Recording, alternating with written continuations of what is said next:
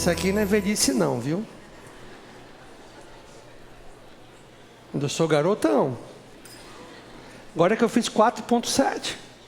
O motor está mais potente, né? Ainda jogo bola.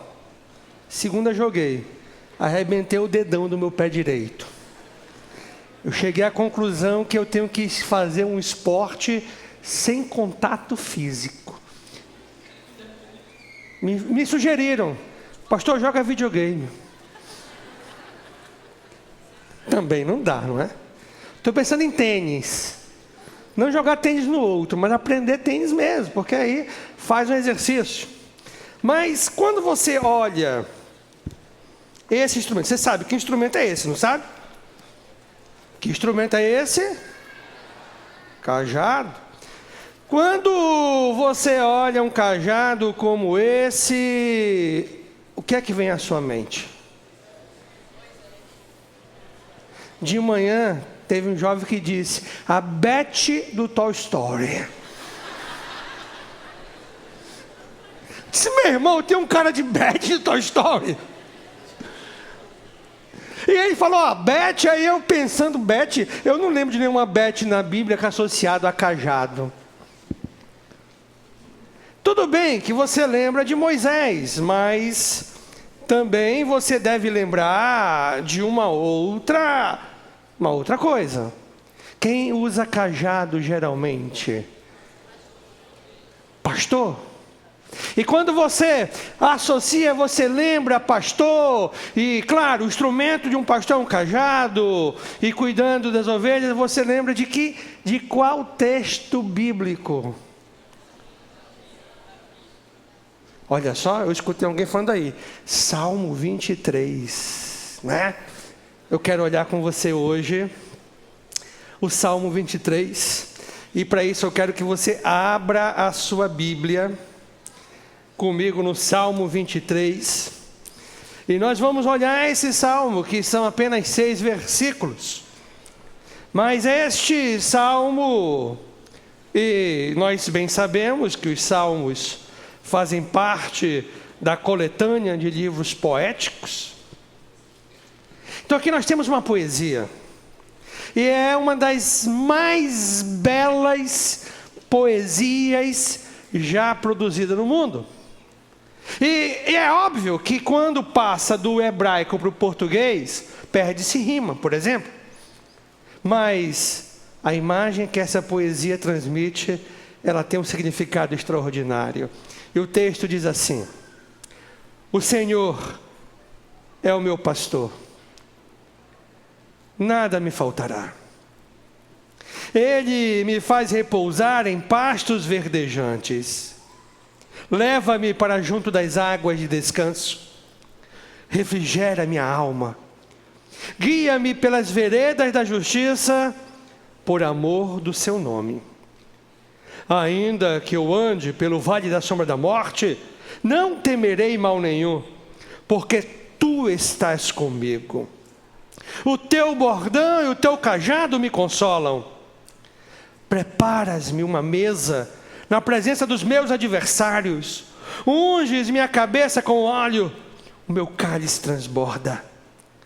Bondade e misericórdia certamente me seguirão todos os dias da minha vida, e habitarei na casa do Senhor para todo o sempre. Olha que interessante. Muitos salmos têm um título. Quem escreveu, em que circunstância se encontrava.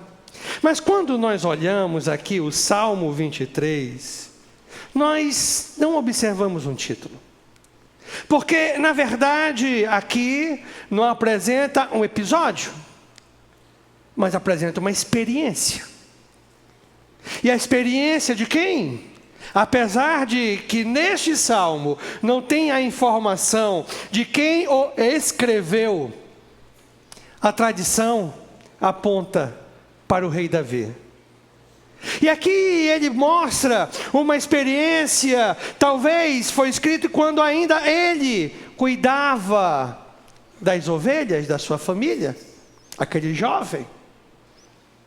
Ou talvez essa experiência, ela foi escrita pelo rei Davi já depois de adulto, quando era rei, ou quando fugia de Esaú. Mas uma coisa nós sabemos: a experiência que é relatada aqui nesse salmo é uma experiência extraordinária e tem tudo a ver com a seguinte verdade, que é transmitida no próprio salmo: quando o Senhor é o meu pastor. É disso que eu quero conversar com você nessa noite, baseado nesse salmo. Quando o Senhor é o meu pastor. E eu preferi manter o meu pronome pessoal possessivo, meu, de posse, conforme o texto coloca, porque eu quero que você imagine a seguinte coisa: o meu, aponte, diga o meu, exatamente, quando o Senhor é o meu pastor. E olha que interessante, nós precisamos entender para ver a grandeza, a riqueza desse fato de quando o Senhor é o meu pastor. Nós precisamos ver a imagem que o Salmo quer nos transmitir. E quando nós pensamos nessa imagem que o Salmo ele quer formar, quer que a gente visualize, nós precisamos entender que o Ocidente, a forma de instrução do ocidental é diferente do oriental. Nós estamos falando aqui de um episódio que aconteceu há aproximadamente 3.000 anos atrás, numa cultura específica, completamente diferente da nossa. Se a Bíblia tivesse sido escrita por ocidental, com certeza teria um índice por assunto, e estaria organizada por assunto, tudo a respeito de amor, tudo a respeito de perdão, tudo a respeito da redenção, tudo a respeito da escatologia, tudo a respeito da vida de Jesus, tudo por divisões, porque é assim que é no Ocidente. Mas a cultura oriental, ela é diferente. Ela conta uma história, e essa história forma uma imagem, e dessa imagem nós tiramos as lições. Isso é extraordinário. Você precisa visualizar, apesar de que aqui se trata de um texto poético, mas ele remete em nossa mente uma história, uma experiência. E essa experiência quer trazer para todos nós uma lição extraordinária. A lição é: quando Deus é o meu pastor. Quando Deus é o meu pastor. Quando Ele é o meu pastor. E olha que interessante, nada melhor do que usar as ovelhas, porque existem algumas características nessa relação do pastor que cuidava daquele rebanho, o seu rebanho, as ovelhas, impressionante. Primeiro é que as ovelhas, elas vivem bem em rebanho, elas não vivem bem sozinhas. É diferente de muitos felinos, que vivem uma carreira solo. As ovelhas não, precisam estar agrupadas. Olha que interessante, a figura que Deus coloca, Ele, o pastor, nós, as ovelhas. E nós, como ovelhas, necessitamos estar agrupados, junto com outras pessoas.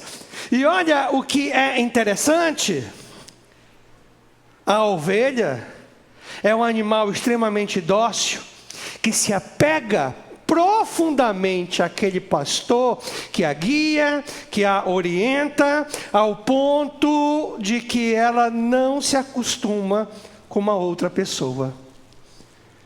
Para você ter uma ideia, ninguém costuma vender ovelhas já velhas para um outro pastor.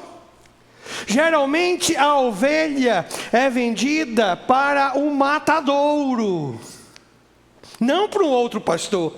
Porque a ovelha não se acostuma com facilidade à figura de um outro pastor que não tenha sido aquele da qual ela se acostumou, ela cresceu, ela se adaptou. É por isso que na cultura, até hoje, no meio dos beduínos, na cultura pastoril, desse rebanho de deslocamento de um lugar para o outro em busca do alimento e da água, um pastor tem uma ajuda de um copastor, porque caso haja uma necessidade de ausência, tem a figura de uma segunda pessoa da qual está familiarizada, e aí a adaptação se torna mais fácil, sem muita dificuldade.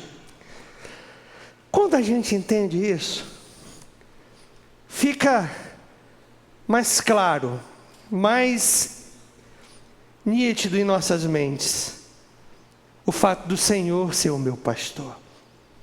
Quando o Senhor é o meu pastor, primeiro ponto, eu quero que você anote aí, e eu até incentivo você a anotar, que enquanto mais sentidos nós utilizamos, mais guardamos as informações. Então, primeiramente, quando o Senhor é meu pastor, primeiro, nada me faltará. Olha só, nada me faltará. Talvez você esteja pensando assim, mas pastor Anderson, o Senhor é o meu pastor, Jesus, mas eu estou doente. O Senhor Deus é o meu pastor, mas eu estou passando por um problema tão grande no meu trabalho. Eu estou desempregado. Eu estou passando por dificuldades. Como é que nada me faltará, se tem tantas coisas me faltando? Deixa eu explicar para você uma coisa muito importante. Os hebraístas, os especialistas na língua hebraica, eles falam que quando olham para essa parte do Salmo, que o Senhor é meu pastor, nada me faltará, ficaria mais interessante se fosse assim: de nada terei falta, ainda que não tenha tudo. Muda completamente a percepção. De nada terei falta, ainda que não tenha tudo. É esse sentido? Do nada faltará? Não é que você vai ter tudo, não. Mas você não terá falta, porque o seu prazer está em Deus. Observe uma pessoa quando está doente no hospital em estado terminal, e de fato, Jesus é o pastor dela. Ela está alegre. E ela diz: eu estou pronto para me encontrar com o meu pastor. Olhe para uma pessoa que passa por dificuldades, passa por problemas, passa por tribulações, e até muitas das vezes fica um pouco abalado. É normal, somos seres humanos, mas tem uma paz tão grande no coração, a paz de que Deus está no controle de todas as coisas. Por quê? Jesus é o pastor dela. Jesus é o meu pastor. Então, é como aquele ditado que diz: não tenho tudo que amo, mas amo tudo que tenho. Isto me faz mais suprido dos que os que julgam ter todas as coisas. Porque o Senhor é o meu pastor, nada me faltará. Ou seja, de nada terei falta, ainda que não tenha tudo que eu quero. Porque a alegria, a satisfação não está aqui no que vemos, no que as nossas mãos apalpam, no que os nossos olhos contemplam. A alegria está no Senhor. E a alegria do Senhor é a nossa força. Aquilo que Neemias disse durante a reconstrução dos muros de Jerusalém: a alegria do Senhor é a minha força. Não é nós encontrarmos prazer, satisfação naquilo que está diante dos nossos olhos, mas nós encontrarmos prazer e satisfação em Deus. Não tem preço, é extraordinário. Você tem que entender que nesta parte introdutória do Salmo, que é o primeiro versículo, ela é a grande lição que Deus quer deixar para mim e para você com esse Salmo. A lição de que o Senhor é o meu pastor, então nada me faltará. Porque dos versos 2 ao 5, nós vamos ver os motivos que o salmista apresenta, que são os mesmos motivos que nós temos para poder afirmar esta verdade, que é no primeiro versículo afirmada pelo salmista: o Senhor é meu pastor e nada me faltará. E ele apresenta então, dos versos 2 em diante, o motivo desta afirmação. Mas olha o que é interessante.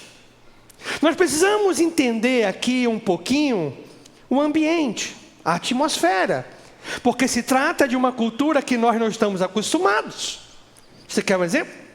Quantos aqui já se dedicaram durante um longo período a cuidado de animais,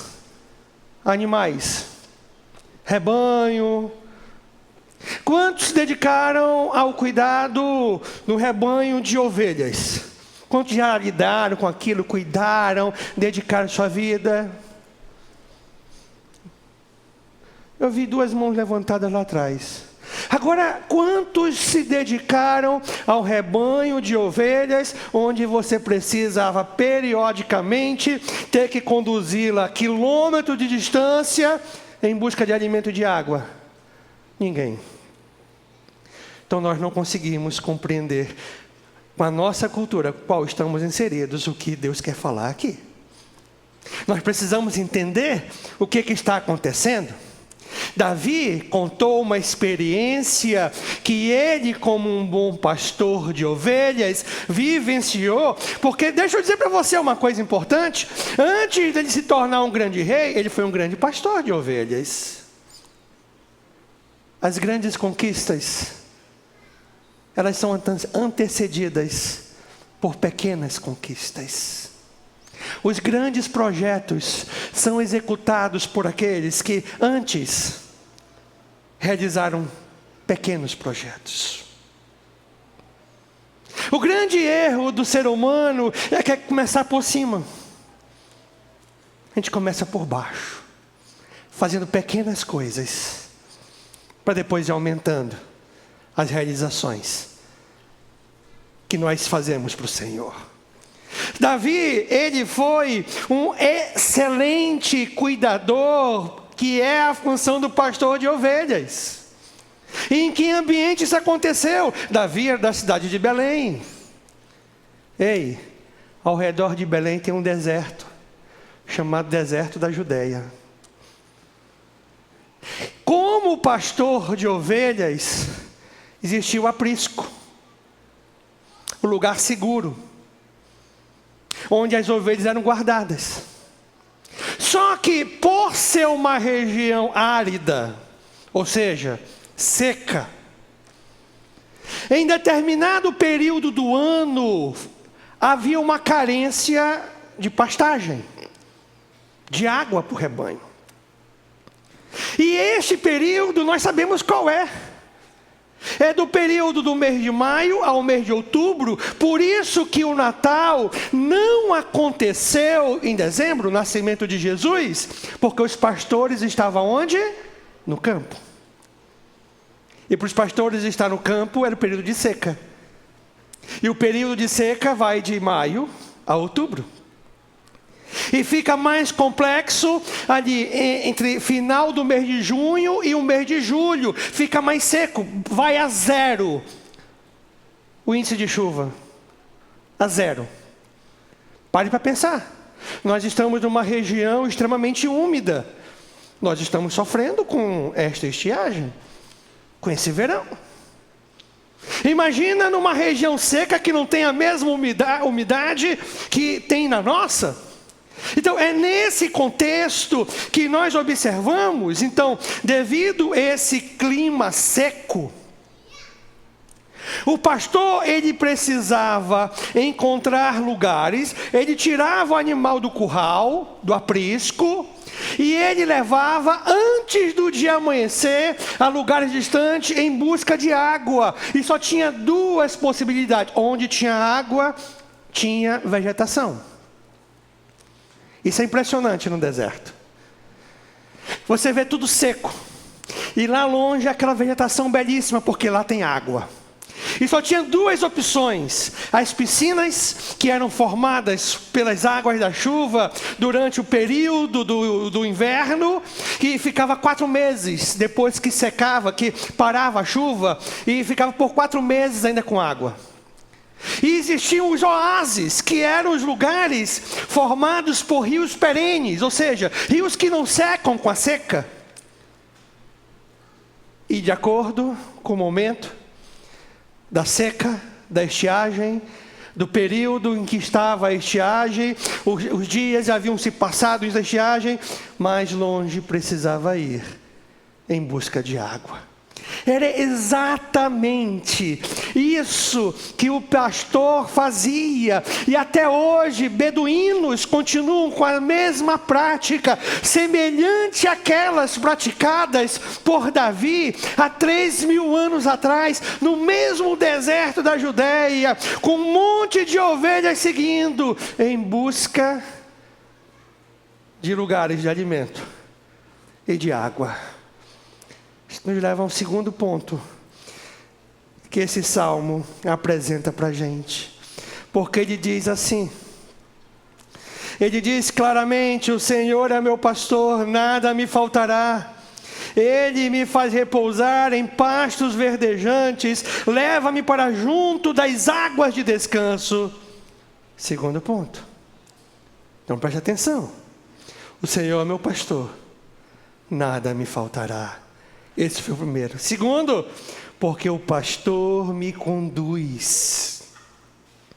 Porque o pastor me conduz. E esta é uma figura muito interessante na condução.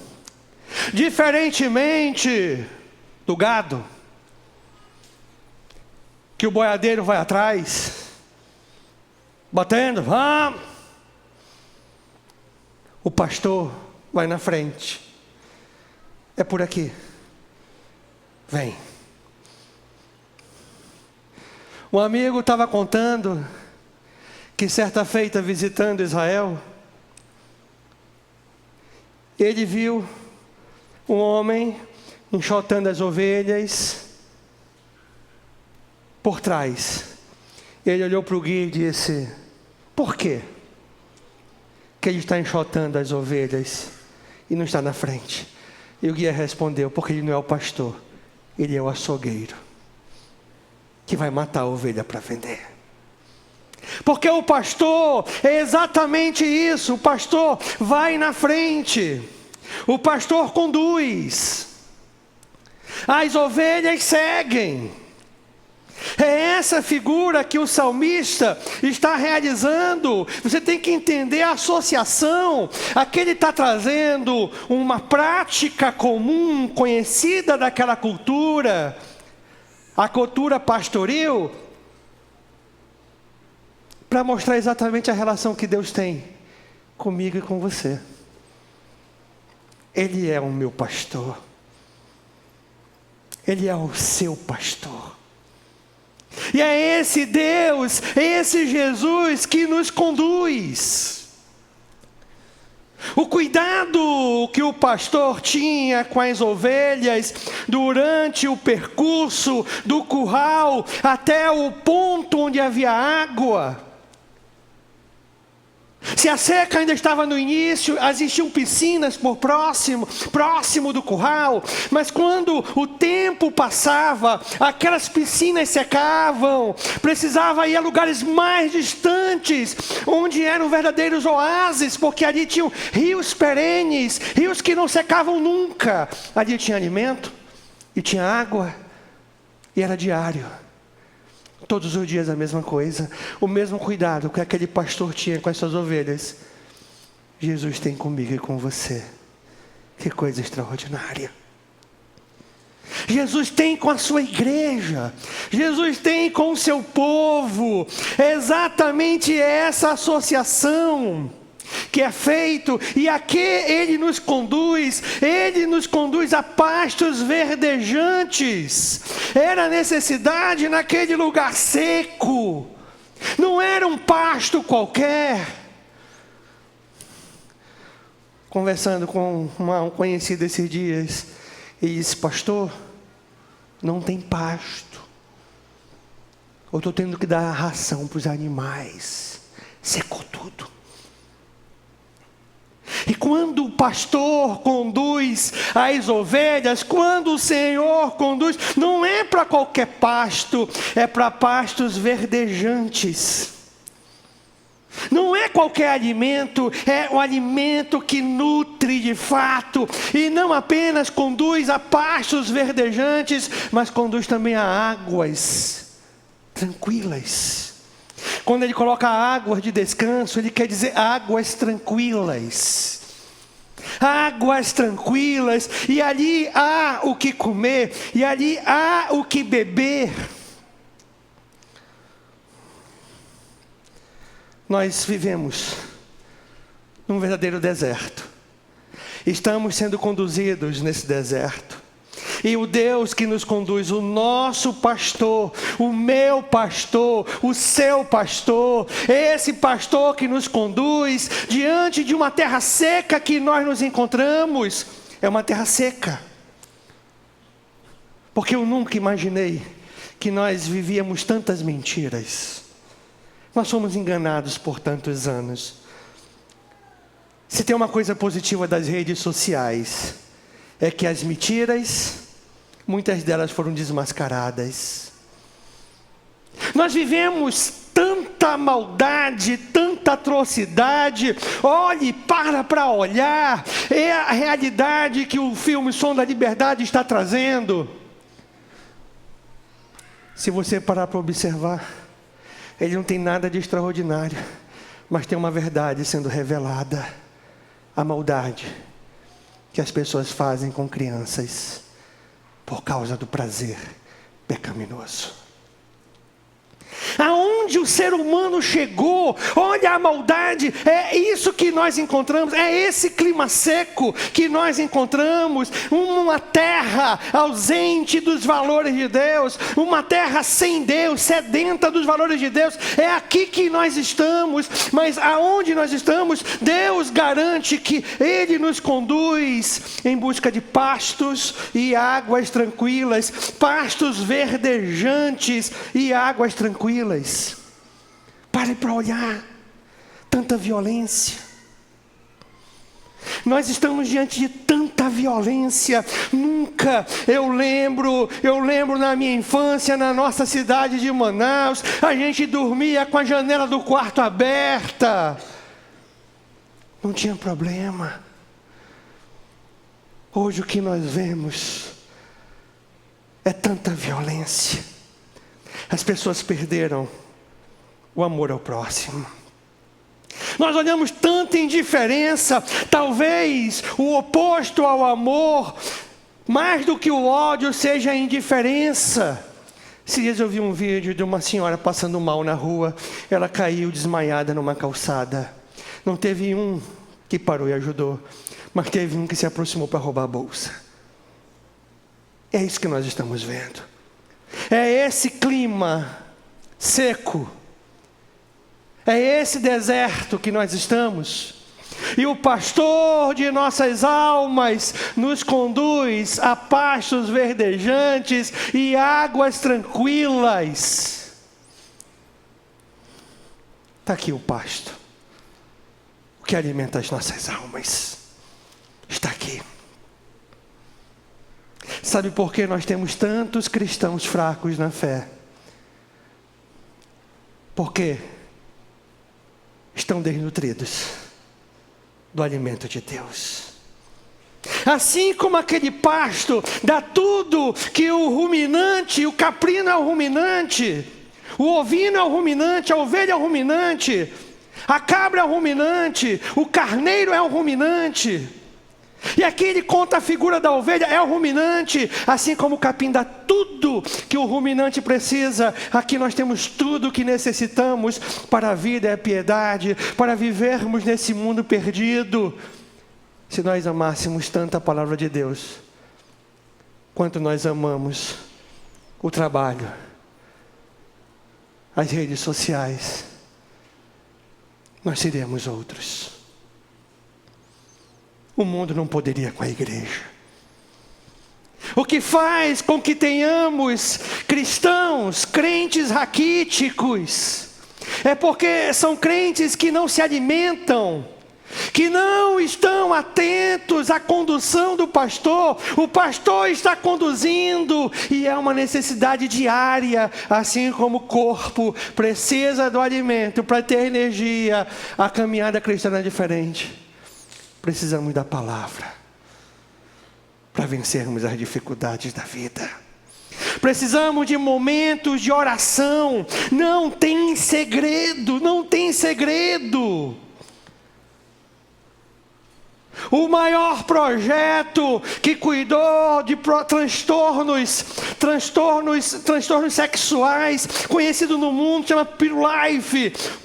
E sabe como acontece a manhã deles? Como eles amanhecem? As primeiras 2 horas do dia é diante da palavra de Deus e orando a Deus.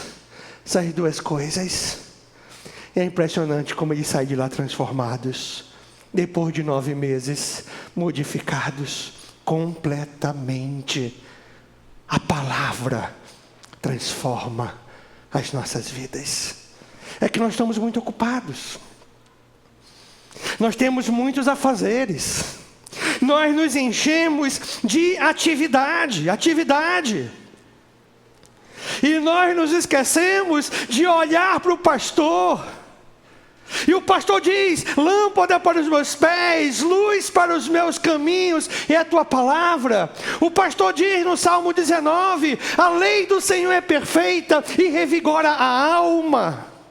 O pastor diz: não vos conformeis com esse século, mas transformai-vos pela renovação da vossa mente. Isso é palavra. O pastor diz: a palavra é mais penetrante do que uma espada de 2 gumes. Penetra até a alma e o espírito, as juntas e medulas.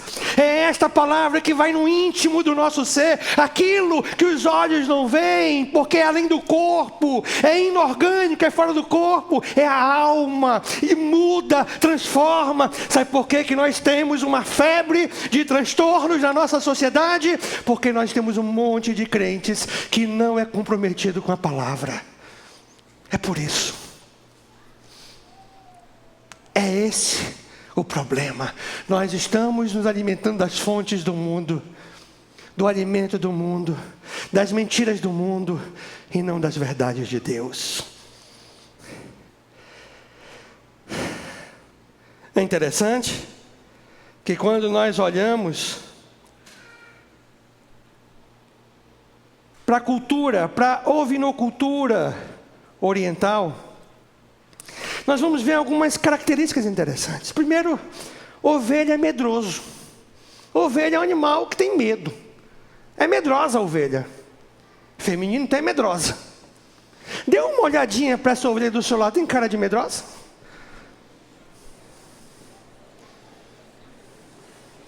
Ovelha é medrosa.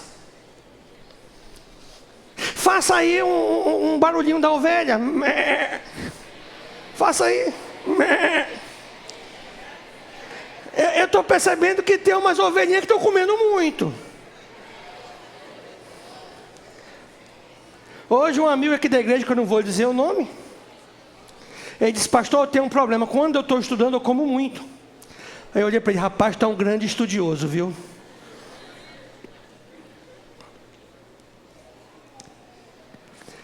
Então, olha que interessante, ovelha é um animal, olha, Deus é perfeito, a associação que Ele fez com o seu povo, ovelha, porque a ovelha é um animal medroso, pensa num bichinho medroso, é a ovelha, porque a ovelha não tem algumas armas naturais, a ovelha não tem presa, a ovelha não tem garra, a ovelha não tem veneno, e é por isso que ela tanto depende do pastor. Para que você tenha uma ideia, qualquer coisa assusta a ovelha, até a sombra dela. Já viu aquele cabra medroso? Medroso. Pois é a ovelhinha de Jesus. Até a correnteza da água pode assustar a ovelha. Por isso que o texto diz: conduz a águas tranquilas. Porque se a correnteza da água estiver forte, né, aquela correnteza forte, o barulho, ela já deixa de beber água com medo. Por isso que é águas de descanso, águas tranquilas, para não assustar.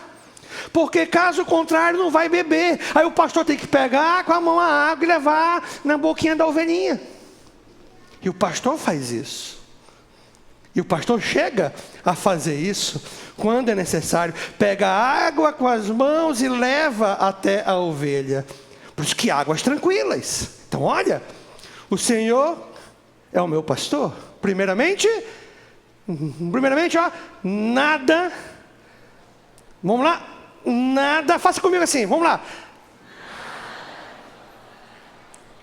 Rapaz, você está com fome essa ovelha, olha. Acho que essa ovelha está doida para chegar em casa e comer. Nada me faltará. Vamos lá. O Senhor é o pastor, então primeiramente.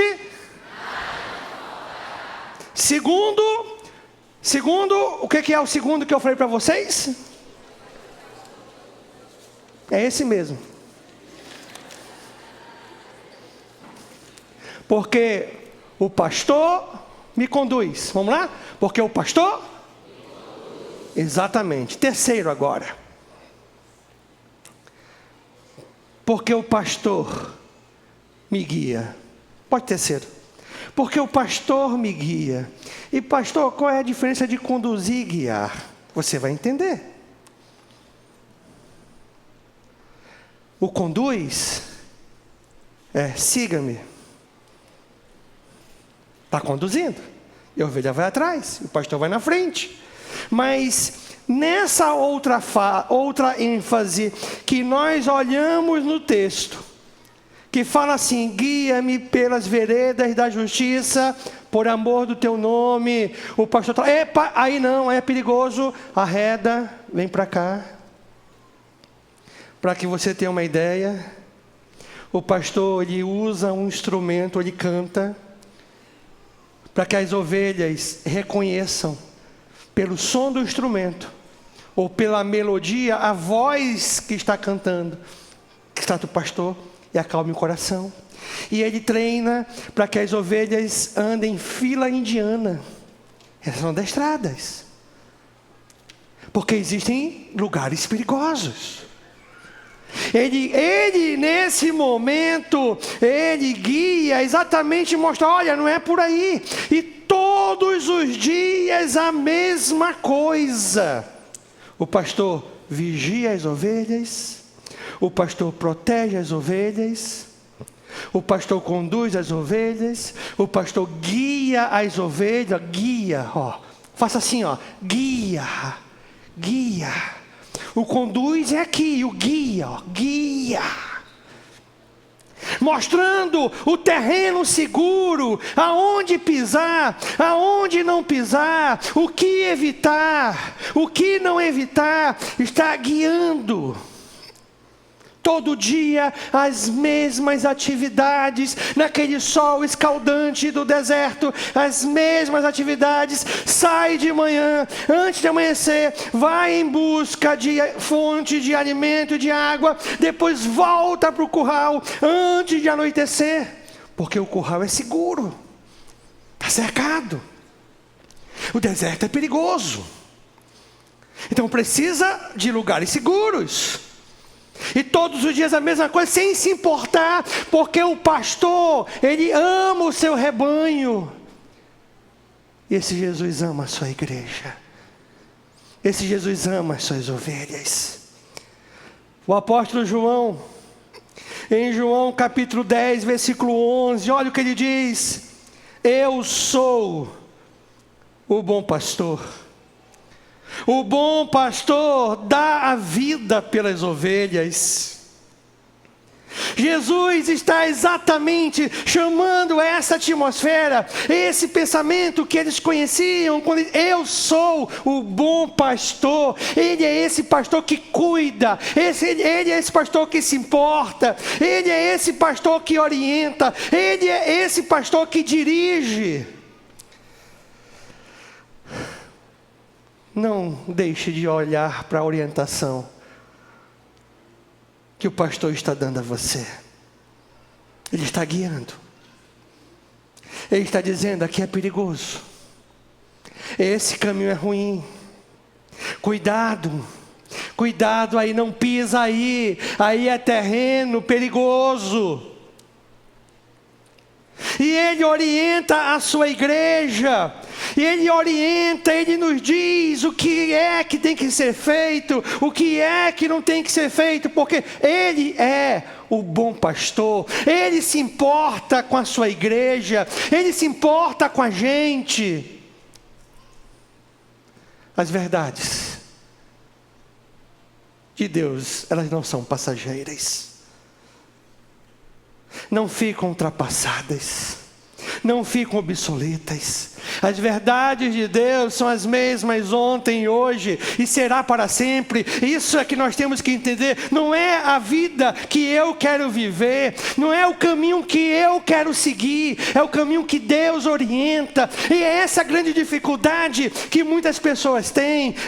Preciso enxergar que na verdade seguir a Cristo é eu negar a mim mesmo e viver para Deus.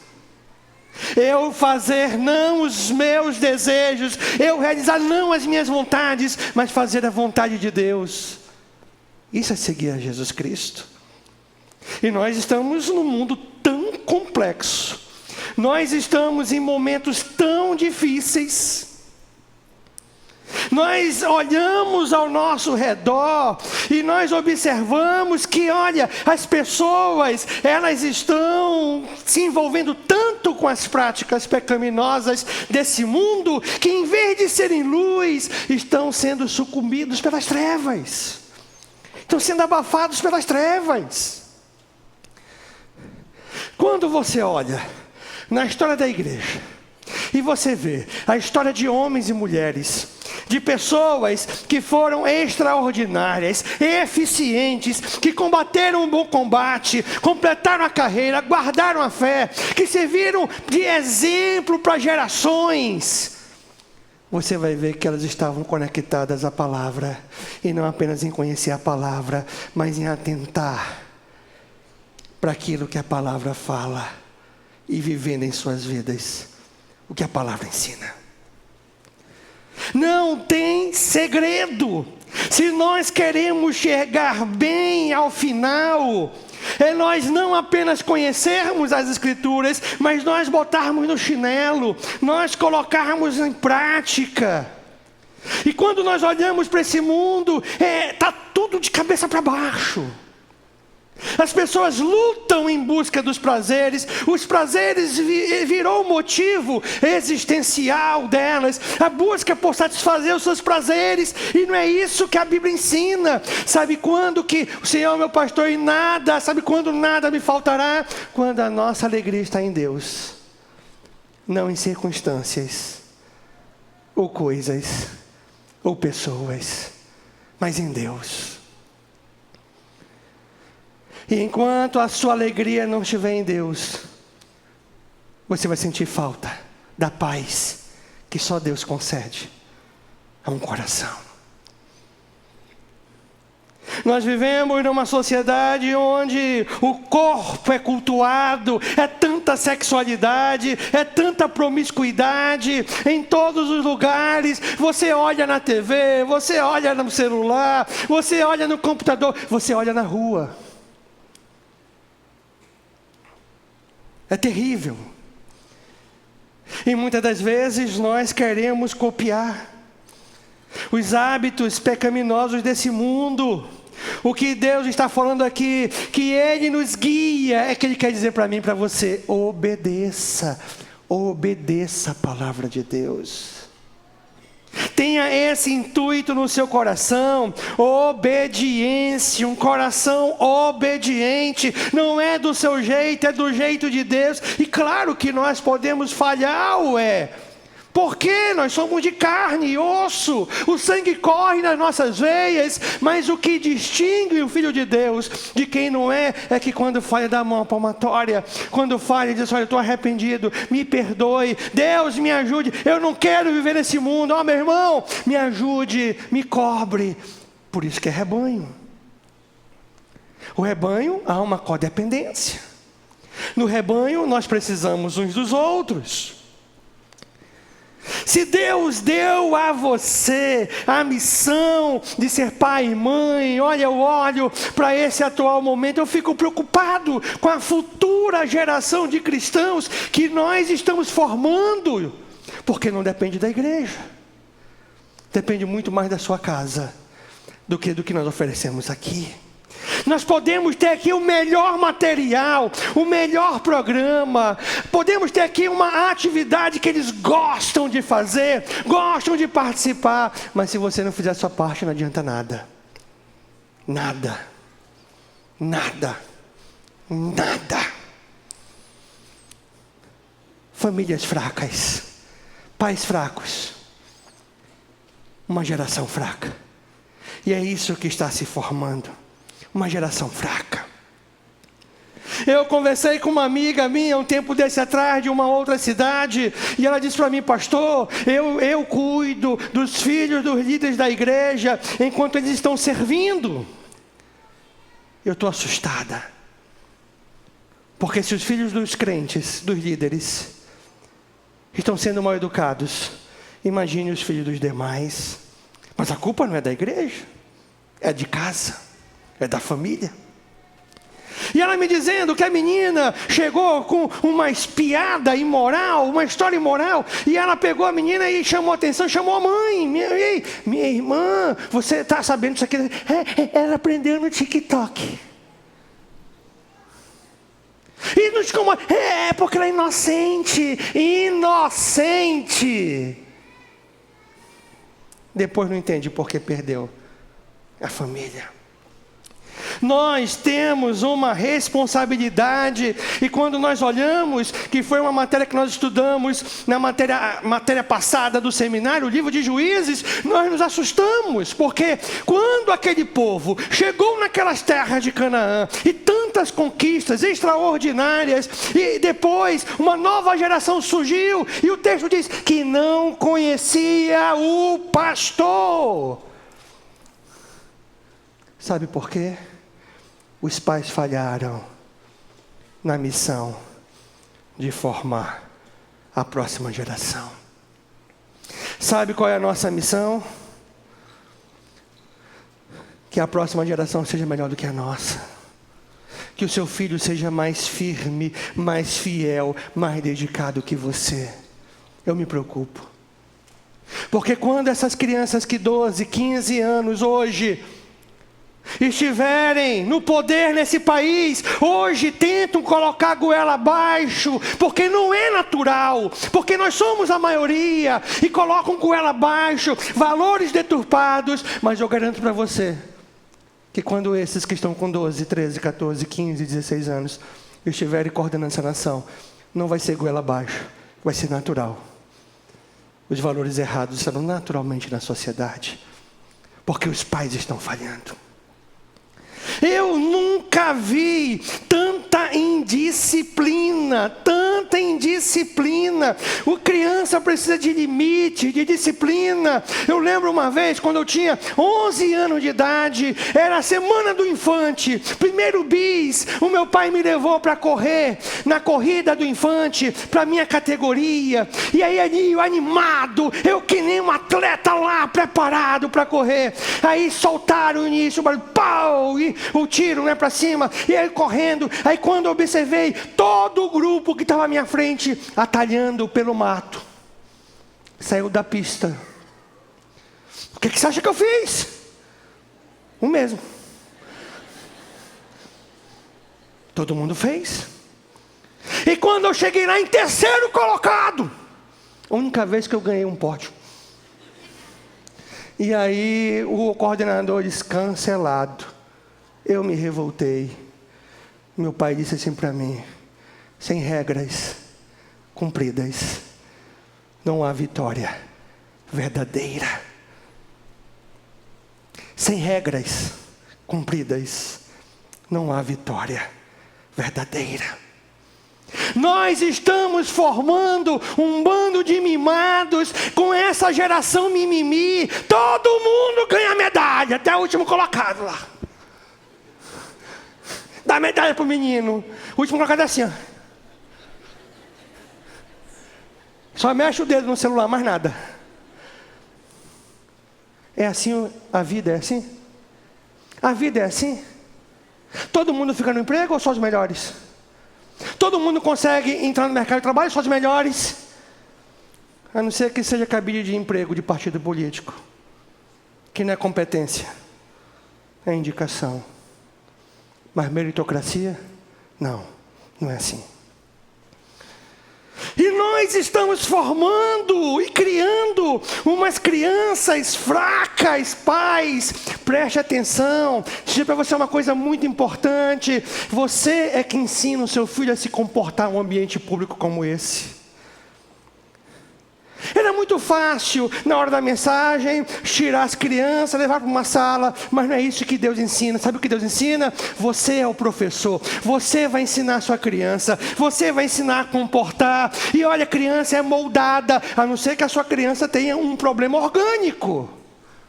Ou seja, um problema comprovado com um marcador biológico ali, ele tem um problema de saúde. Aí tudo bem.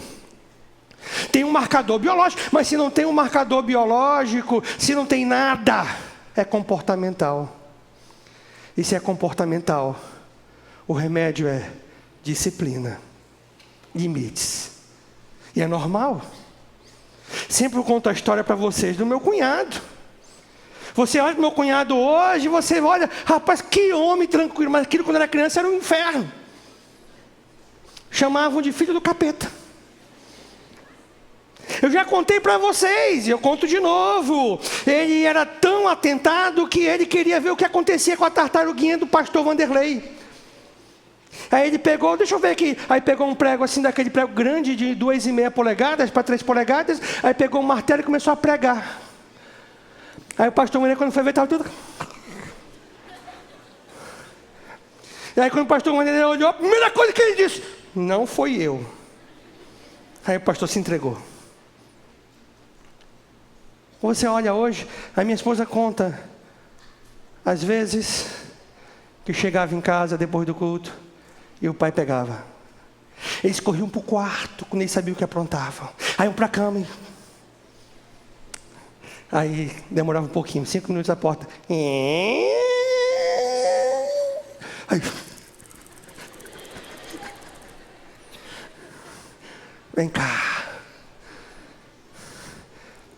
É você que ensina isso. Sabe por que nós temos tantas pessoas com problemas de transtorno e ansiedade? É porque nós estamos criando filhos dentro de uma bolha. E nós estamos nos esquecendo que a vida é dura. A vida é dura. Sabe por que a nossa geração é uma geração forte? Sabe por que a geração da década de 70 é forte? Início de 80 ainda é forte? Porque nós não tivemos vida fácil. A nossa vida foi dura. E aqui estamos nós, carregando nas costas esse país. Não crie o seu filho dentro de uma bolha. Ensine-o a ser o homem e a mulher de Deus. Ensine-os a ser obediente a Deus. Hoje, qualquer coisa que faz, ai meu filho, hoje os filhos se tornaram deuses na vida de muitos pais. Deuses. Não faça isso. Nunca ignore a reclamação de um professor.